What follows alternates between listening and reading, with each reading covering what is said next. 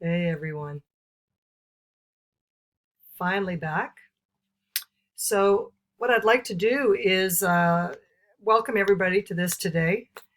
If you were in my last grouping, we did D. D was for diet, right? We had four modules, and the four modules brought out the fact of the three biggest diet fails. And those big diet fails were three things: it was cereal grains, it was the industrial seed oils, and then the third one was sugar and fructose. And I told you we're going to work from an acronym, and the acronym is DRESS. So we have D.R.E.S.S. So D is for diet, rest is the R, exercise is for the E, stress is the S, and supplements is the final one. So as we go through this one today, we're going to be talking about rest, and I feel that rest is absolutely huge in our time today. Now, first of all, I'll just quickly say I am Wendy McPhail. I am a clinical nutritionist and an FDM, which is a functional diagnostic nutritionist, also National Board Certified colon therapist, and a health coach. And I wanted to say that the information that I'm giving you today is not medical advice. It is not intended to replace the advice or attention of healthcare professionals. Consult your healthcare practitioner before beginning or making changes to your diet or exercise program or for diagnosis or treatment of illness. So anyway, I'm really glad to be back with you guys today. I sure miss our classes. I miss seeing everybody in person. This was our 10th year that we've been there at the Paris School. And this is Parent University, and it's held through the Paris School District, Unified School District. So anyway, they've allowed me to do this virtually, and I'm pretty thrilled about that. And so on we go. Here we go.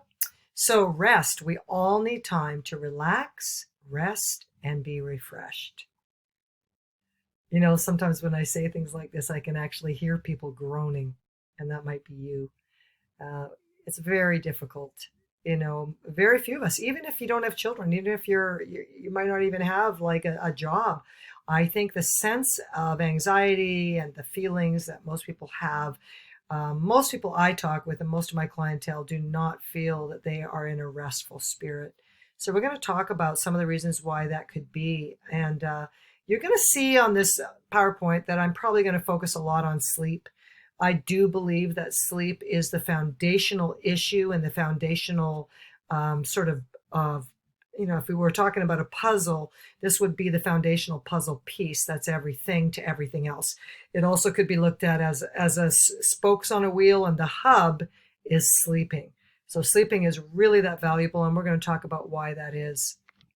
So rest, the very word. I do know people in my family, extended family, that would talk about rest and talked about it as it was indulgent or impossible. And why would anybody really want to be more restful? There's too much to do, and always this pushing forward. And I don't know if you're type A or type B. For lots of people, though, they're pushing. And we're all pushing through in life, whether it's even helping other people. It might not be that you are particularly working really hard, but you're helping a lot of people. You don't have time for yourself. We get splintered. We kind of get disassociated with our own self.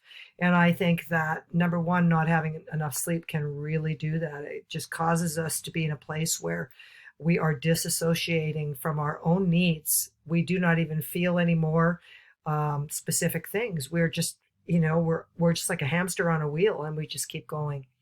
So making time for rest can recharge your ability to deal with commitments, relationships, and impact your overall health. This is because your mind and your body are connected. In the Western way that we do medicine, most of our doctors and most of our type of help that we would receive does not connect one body type to the other. For instance, if you had problems with your GI tract, you would go to a gastroenterologist. If you had heart problems, you're going to go to a doctor who specializes in the heart, in strokes, etc. I mean, we can just go through every aspect right now of health. If you have skin problems, you go to a dermatologist. So I think one of the things that happen is that we might even tell people that we have a health problem, but we disconnect that from our emotional state of rest. It's like, well, I have this health problem. Yeah, that's over there. Well, that impact of that health problem is having you be not restful. You're in an anxiety state. I know certain conditions of the gut, like Candida albicans, certain bugs like H. pylori, when you've got an imbalance in your microbiome, and you've got some bugs going on, and maybe you have SIBO, maybe you have small intestine bacterial overgrowth. I know that when people are dealing with having GI tract and gut problems, that there is an awful lot of anxiety that can happen, and it's coming physiologically, actually, from the bugs and from what's going on in you, and it just can start snowballing. You can also start having panic attacks. So the last thing you're ever thinking that you are is restful, right? And we're talking about rest right now, and so many people in this time that we're living in, they would just almost laugh in my face when I talk about rest, because, or the other thing they say is, oh yeah, vacation. I'm going to take a vacation. But we're talking about bringing in rest as an everyday thing in your life right now, not on vacation, not being away, where all your focus is to lay on a beach. Yes, we can do that occasionally here, but my point is we want to bring in aspects of rest every single day in our lives. So, the last set of these PowerPoints I did, I was speaking of diet, and I think I did bring this out, but I'll say it again. A big part of also feeling restful and incorporating this into your life is going to also be your diet, because if you're living on a lot of sugar, and if you're in fight or flight, and your body's just flying from all the sugar that you're eating and the processed food, and possibly even foods that you're allergic to, foods that you are eating that you're just highly allergic, you're reactive to everything you're eating, you've got some gut problems, it's going to be very difficult to slow down the thought process and actually get into a restful state. So if you haven't watched those modules, please go back and watch the 4 modules on diet and diet fails. Even if you just incorporated those 3 things, that could be really massive in also bringing about a restful spirit. So rest is the regular rhythm of taking a break from the usual demands and stresses of life. Now, again, we're going to try and incorporate that into a day. That's not taking a break from the usual demands and stresses of life by, not working and leaving your life, which would be nice sometimes. Anyway, rest includes mental, spiritual, emotional, and physical. Ideally, restfulness would be finding rest in each of those areas, not just one. And we all have our weaknesses. We all have areas where we feel that we are, I know people that are just driven to be in the gym every day. They're gym rats. They work out. They actually almost overwork out. So again, finding rest physically might be difficult for them to go to a yoga class where they're going to be learning how to breathe and relax. They're drivers. They're driven. They want to go and drive and drive and keep their health, their physical strength up. But there's these other areas, and they all fit. Again, it's like a puzzle. So I was just looking at these 9 types of rest, and I want to bring this out before we get into sleep, because I really feel that in a later modules here, we're going to get into stress and how the hormones work with stress. But so much of the restful spirit comes from how we perceive things inside us. So the first thing I wanted to bring up was time away from things. Yes, it can be a vacation. Yes, it can be an hour a day. You go and you sit in an area that, maybe you have a garden somewhere that gives you peace. The second one is permission not to be helpful. If you are a person that spends every day helping everybody and extended family members, and maybe you're highly involved in being a caretaker, you need to have permission given to you to not always be in this helpful state of always trying to help everybody. There needs to be what I call boundaries in the life. So there's personal boundaries and I get it a lot because, I'll have quite a lot of texts coming through in any given day, and even on my weekends, even when I'm not working, and days that I've taken off. So these are called boundaries, and they're personal. They're personal to you. And for some people, I suggest maybe getting a piece of paper and writing down pros and cons, and starting to write down, how you feel when you're going and going and going, and then how you feel the good side of that and how you feel on the downside of that. And start, you can't make personal boundaries without first understanding what your needs are. So you have to come to a place, of actually saying, I need to find out what, I can't just stay on the hamster wheel, right? Sometimes we're forced to find that out because we get sick.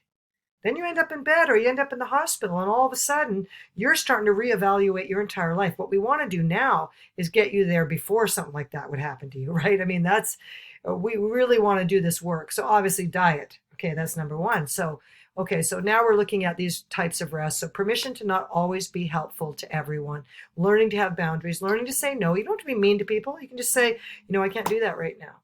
or you can tell them to contact another person or another day, another time. What I've liked to do is even on your cell phone, you can actually set it so it gives an automatic answer to somebody. So when you're not taking calls, it will just give them an automatic answer that says, I am not taking calls right now. And then you can put in the times you will be or something like that. That works for a lot of people as well. You also might want to turn off the notifications on your phone. I know that if I hear those little pings or if I see the little red dot there that I know something came in and I haven't responded, it's going to bug me. So for a lot of people, I ask them, go into everything that, even your mail and everything, and just turn off notifications so you're not seeing that or hearing it, right? Okay, number 4 or number 3, something unproductive. You do not always have to be productive in your life. You do not always, always, always have to be, not playful. Let's just look at playfulness. When's the last time you actually just relaxed at that kind of level and really had fun at some level? And maybe we have to find out what makes us feel like we're having fun too, right? So something unproductive, you can learn to do other things. Number 4, connection to art and nature. Art and nature.